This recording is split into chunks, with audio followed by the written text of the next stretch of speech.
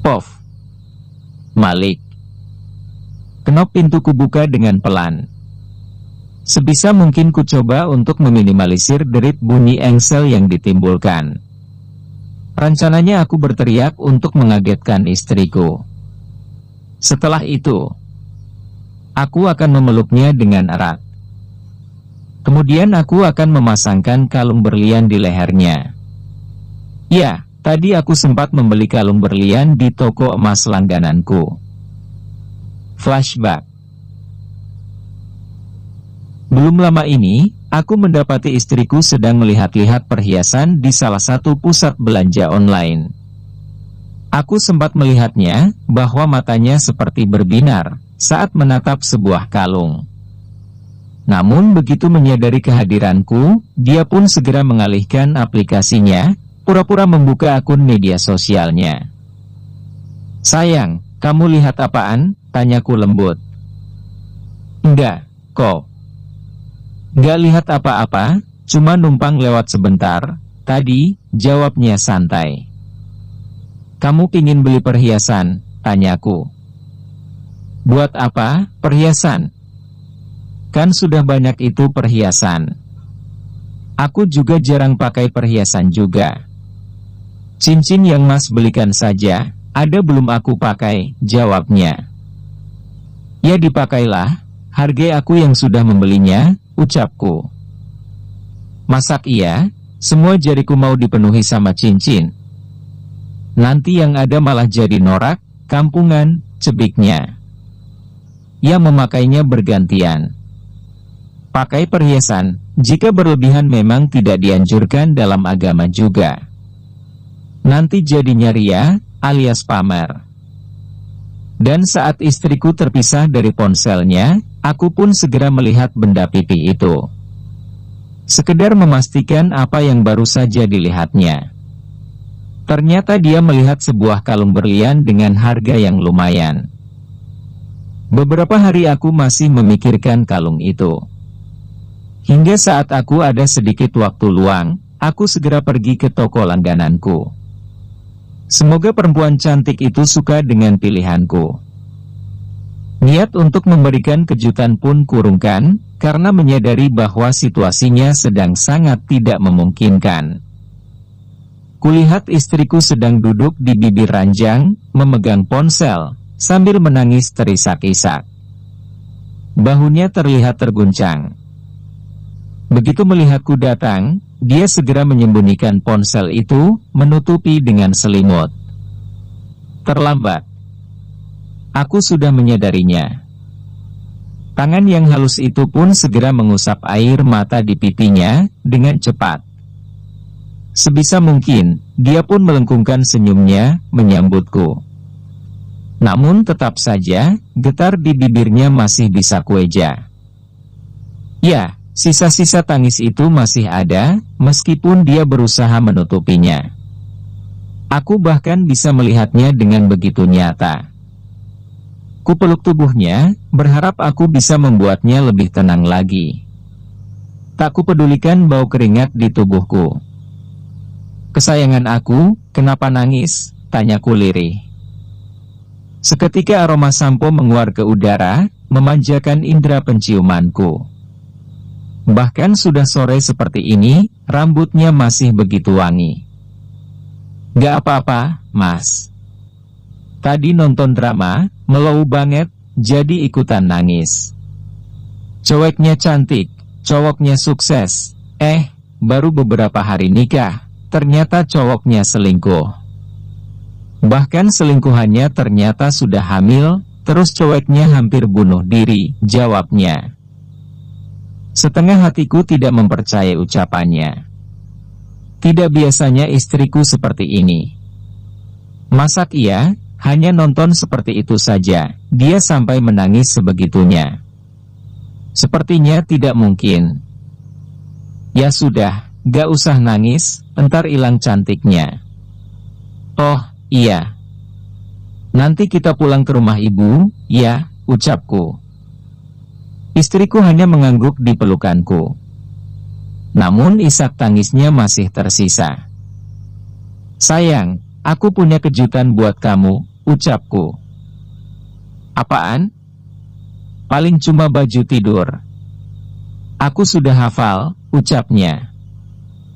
Bukan baju tidur, sayang, kamu pejamkan mata kamu dulu, titahku. Perempuan yang begitu kucintai itu pun segera melakukan apa yang kuperintahkan. Dipejamkannya matanya yang sedikit sembab itu. Aku pun membenarkan rambutnya, dan memasangkan kalung ke leher jenjangnya. Setelah selesai, dia pun meraba-raba lehernya. Ngaca coba, kamu suka enggak? Tanyaku.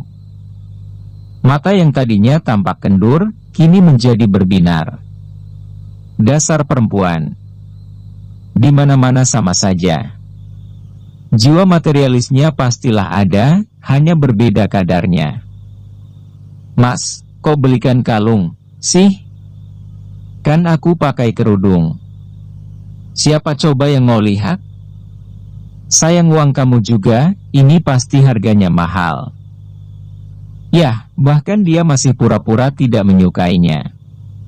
Padahal binar di matanya sudah menjelaskan semuanya. Kamu itu, ya. Dibelikan barang bukannya terima kasih. Malah kayak begitu. Kamu tanya siapa yang mau lihat?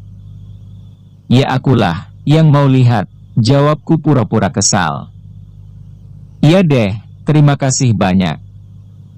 Besok dibelikan lagi, ya? Ucapnya sambil mencuri bibirku yang masih sedikit bengkak. Aku pun hanya membulatkan mataku, mendengar apa yang dia ucapkan. Besok dibelikan lagi, ya? Dia pikir, membeli kalung itu, kayak beli spaghetti. Bahkan kalung itu harganya setara dengan harga 10 motor metik. Dan aku yakin, dia tahu berapa harga kalung itu, karena di toko belanja online itu pun juga memasang harganya. Benar-benar ajaib memang perempuan. Untung saja, aku sayang. Sayang banget. Ya, besok aku borong sekalian tokonya. Tapi kalau aku sudah punya uang sebanyak itu, jawabku sambil terkekeh. Dia pun ikut tertawa, sambil meraba-raba kalungnya. Sepertinya hatinya sudah lebih baik, gara-gara punya kalung baru. Bisa siapkan air hangat? Aku kayaknya pingin berendam. Capek banget, ini badan. Perempuan berparas cantik itu, mengerjapkan matanya, dan menganggukkan kepalanya. Kemudian dia berjalan menuju kamar mandi, menyiapkan air hangat untukku. Tidak kusia-siakan waktu yang ada. Aku segera mengambil ponsel istriku itu, dan membukanya. Jujur, aku masih penasaran, apa yang menyebabkan dia sampai menangis seperti itu. Ternyata dia baru saja membuka akun Instagramnya. Kubuka kolom komentarnya. Kulihat satu demi satu. Dasar pelakor tidak ada akhlak. Malik itu cocoknya sama Lily. Dan tiba-tiba kamu menyondol. Syukurin, kena hajar. Gayanya pakai kerudung. Ternyata pelakor juga. Percuma. Mending telanjang saja, sekalian. Toh tidak ada bedanya. Sesama perempuan, tega-teganya merebut calon suami orang. Gak mikir. Kamu itu siapa sih? Pingin terkenal, sampai mengambil jalan pintas. Kamu cuma perempuan yang kebetulan lewat. Suatu saat pasti Malik akan menyadari, dan pergi meninggalkanmu, dan memilih Lily. Malik sama Lily itu pasangan yang paling cocok, wajahnya saja mirip. Stylish banget, gak kuno kayak kamu. Jangan harap kamu bisa merebut Malik dari Lily. Saat ini mungkin Malik membela kamu. Tapi lihat saja, nanti. Kamu bakalan nangis darah, ditinggal nikah. Siap-siap saja, kamu nanti bakalan gila, bakalan stres, karena sebentar lagi Malik bakalan ninggalin kamu. Kenapa kamu gak buuh DRI saja sekalian? Niuem racun atau gantung diri. Perempuan kayak kamu, hidup juga nggak ada gunanya. Cuma mengotori dunia, mencemarkan harkat dan martabat perempuan saja. Baru saja aku akan men-scroll ke bawah, terdengar perempuan kesayanganku itu sudah memanggilku dari arah kamar mandi. Mas, air hangatnya sudah siap. Cepetan, nanti keburu dingin, gih. Kuletakkan ponsel mahal itu ke tempat semula, di mana sang empunya menutupinya. Iya, sebentar, sayang, jawabku. Aku pun mengambil ponselku, mencari kontaknya Arman, sepupuku. Saat ini kuanggap dia adalah orang yang paling tepat untuk kumintai tolong. Selain karena dia sudah mengetahui rahasia pernikahanku dengan Shelin, juga karena dia masih saudara denganku. Aku percaya bahwa sesama saudara tidak akan mungkin mengkhianati. Arman, tolong nanti kalau ada waktu luang, koreksi itu semua kolom komentar di Instagram istriku. Cetak semuanya. Klik send. Yang benar saja. Istri kamu itu selebgram. Pengikutnya jutaan. Komentarnya ratusan ribu. Masak iya, aku disuruh baca satu persatu. Yang ada, semalaman aku gak tidur, dong. Aku juga punya kerjaan, woi. Pagi-pagi harus ngantor. Kecuali hari libur. Balas Arman. Please, tolong aku. Cuma kamu yang bisa kuharapkan. Kamu tahu sendiri, kan? Pernikahan kami masih belum bisa dipublikasikan. Kusertakan emotikon banjir air mata, agar sepupuku itu menjadi iba. Aku kan sudah bilang, pernikahan rahasia itu tidak mudah. Kamu ngeyel, lihat selebgram bening, langsung kamu sikat. Terbukti, kan? Baru 3 bulan, semua orang sudah curiga. Sebentar lagi, juga pernikahanmu itu bakalan terendus oleh publik. Satu persatu mereka bakalan tahu. Lihat saja. Jawaban Arman justru membuatku semakin sakit kepala. Ada apa dengannya? Please, istriku diserang haters. Aku tidak tega. Tolong, lakukan yang terbaik. Selidiki identitas asli para haters itu.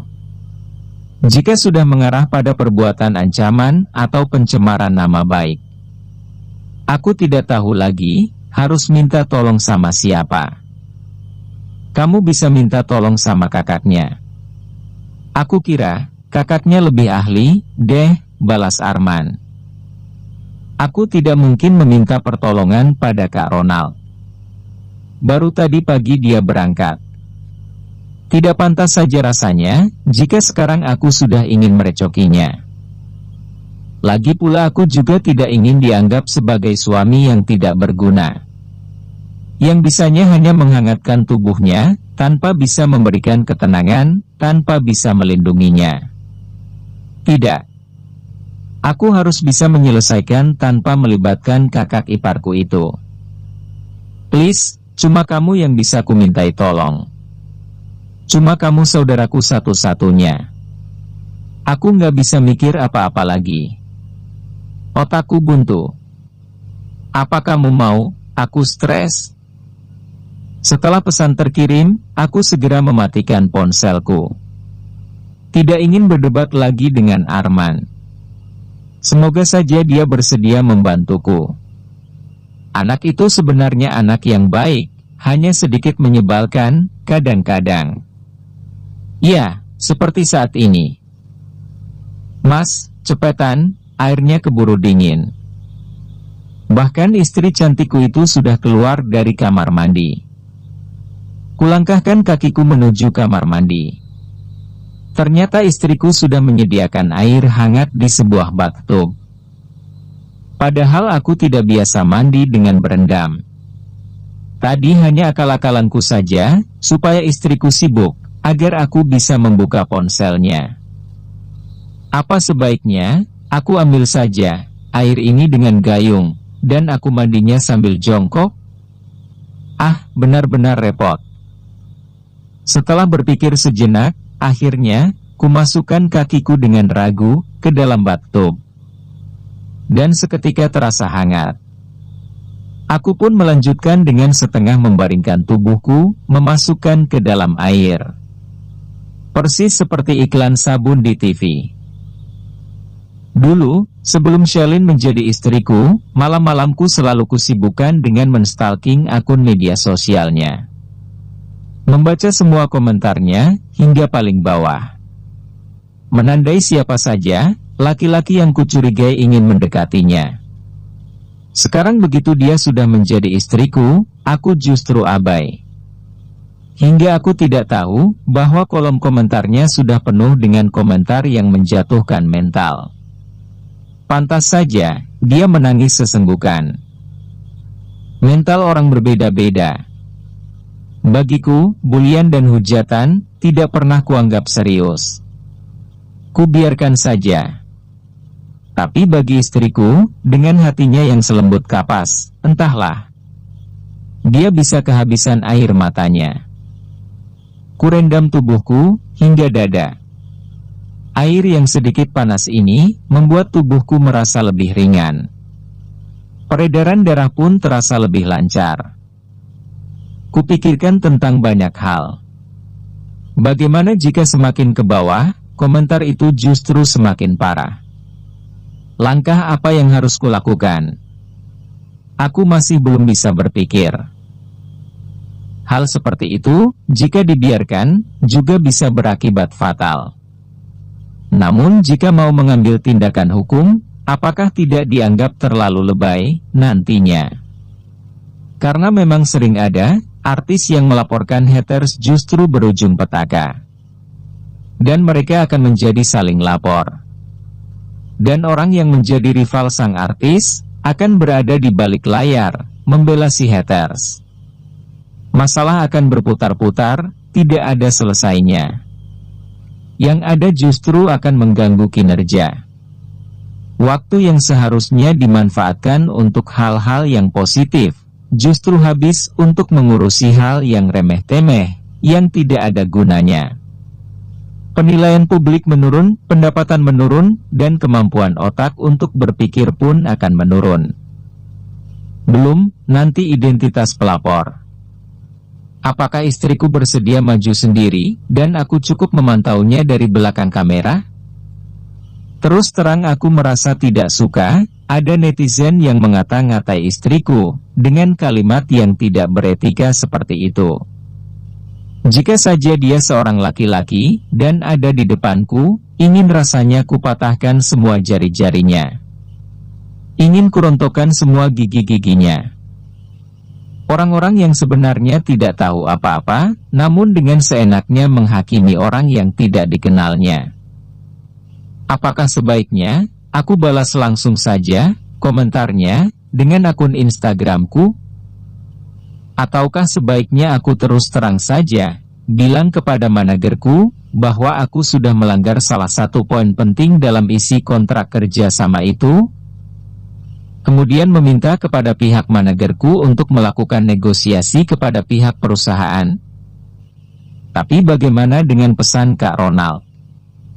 Bukankah Kak Ronald berulang kali menasehati, bahwa sebaiknya kami menunda dulu untuk go public, demi keselamatan istriku? Bagaimana nanti aku akan pergi keluar kota sendirian, tanpa membawa istriku, dalam waktu berhari-hari? Apakah aku akan bisa tidur sendiri, sementara aku sudah sangat terbiasa dengan belayan lembut dan cinta kasihnya? Apakah jika ku tinggalkan nanti, tidak akan ada masalah baru? Bagaimana jika nanti ada berita sampah yang beredar, sehingga istriku menjadi buruk sangka, dan terbakar cemburu? Bagaimana jika komentar haters yang menyuruhnya untuk bunuh DRI itu, menguasai alam bawah sadarnya, mempengaruhi pikirannya, dan dia melakukan hal gila itu? Sepertinya aku harus bertindak untuk mencari sosok haters itu. Tidak bisa dibiarkan. Kata-katanya sangat berbahaya. Memikirkan semua itu, membuat kepalaku terasa semakin berdenyut nyeri. Kurasakan pipiku seperti ada yang menepuknya. Perih itu masih terasa. Bahkan tepukan di pipiku semakin terasa lebih keras lagi.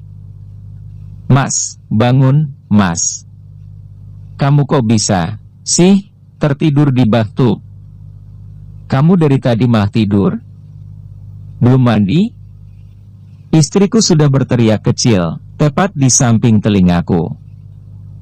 Aku berusaha mencerna kalimat demi kalimat yang dilontarkan istriku. Aku bingung. Aku berusaha mengumpulkan nyawaku. Kenapa aku bisa ada di sini?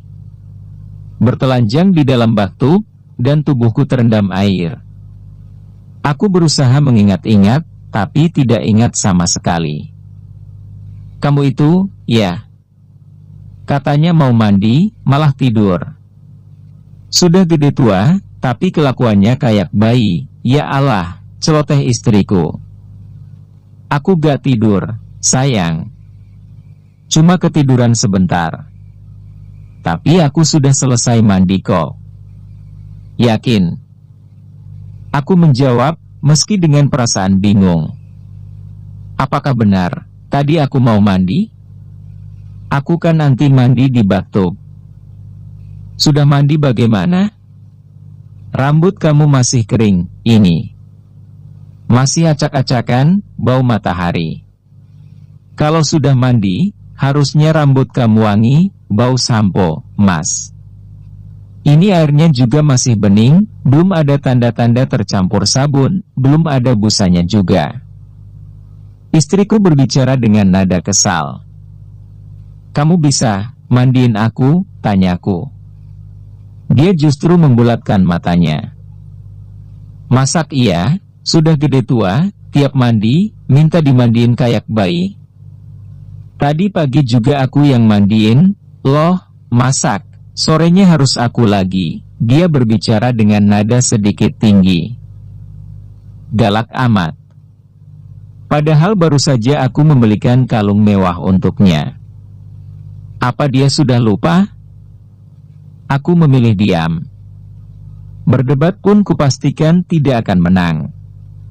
Perempuan memang selalu benar. Dan akhirnya, meski dengan gerakan sedikit sewot, tangan lembut itu pun mulai memijat-mijat kepalaku dengan sampo. Mengacak rambutku dengan pelan, kemudian membilasnya dengan air bersih. Aku merasa seperti seorang raja, dan dia adalah dayangnya. Haha. Tuh, kan, kalau sudah keramas, rambut itu wangi, gak kayak tadi. Jadi orang, kok bawaannya mau bohong terus? Bibirnya bergumam dengan lirih. Aku diam, tidak menanggapi. Kemudian tangannya mulai menggosok daun telingaku, hingga ke lubangnya. Dibilas lagi telingaku dengan air yang bersih, untuk menghilangkan sisa busa sabunnya. Bukankah tadi pagi, dia juga sudah membersihkan telingaku? Memangnya membersihkan telinga harus setiap hari? Aku sebenarnya ingin bertanya, namun kurungkan. Takut disembur. Akhirnya aku memilih memejamkan mataku saja. Yang bagian bawah, dibersihkan sendiri, ini sabunnya. Tangannya mengulurkan sebuah sabun mandi ke arahku. Iya, kirain. Dengan malas, aku pun melanjutkan ritual mandiku. Menggosok seluruh tubuhku dengan sabun. Sementara istriku menunggu di dekatku, layaknya seorang juri yang sedang bertugas memberi nilai. Matanya melihat kemanapun tangan ini kugerakkan. Hal itu membuatku menjadi kikuk, takut salah gerak, takut diprotes tidak bersih. Apalagi jika mengingat bahwa istriku adalah tipe orang yang cerewet jika berhubungan dengan kebersihan dan menu makanan. Dia akan berbicara dengan panjang lebar, mengalahkan ceramah ibuku ketika mengisi kuliah subuh di masjid. "Mas, katanya mau ke rumah ibu, sudah malam ini, yuk cepetan. Jangan lama-lama mandinya. Atau kamu masih ngeyel, nyuruh aku yang menggosok tubuhmu? Bakalan aku gosok pakai batu." Istriku berucap dengan raut cemberut. Namun aku bisa melihat, sudut bibirnya sedang menahan senyum. Itu artinya, dia tidak benar-benar marah. Segera kulangkahkan kakiku, keluar dari bathtub yang airnya sudah dingin. Kubilas tubuhku di bawah shower. Tidak ingin berlama-lama, aku segera melilitkan handuk di perutku. Berjalan keluar dari kamar mandi. "Mas, mau pakai baju yang mana?" Kulihat istriku sibuk memilah baju di lemari. Sesekali, dia melirikku. Mungkin dia terpesona dengan roti sobekku. "Haha. Yang mana saja, asal kamu yang milih, pasti aku pakai." Lebih seneng lagi, kalau diminta nggak pakai baju, jawabku. Aku berusaha menggodanya, sambil menyugar rambutku yang masih basah. Kugelengkan kepalaku dengan cepat, sehingga air yang ada di rambutku, terciprat ke wajahnya. "Aku serius, Mas. Pakai kaos yang ini saja, ya." Istriku menunjukkan sebuah kaos tanpa kerah, berwarna putih. Belum sempat aku menjawabnya, sudah terdengar pintu kamar diketuk dari luar. Dan saat itu juga, pintu pun terbuka, karena memang tidak dikunci. Kulihat wajah beberapa laki-laki. Ada yang setengah tua, dan ada beberapa anak muda. Mereka menatap kami, dengan tercengang. Bersambung,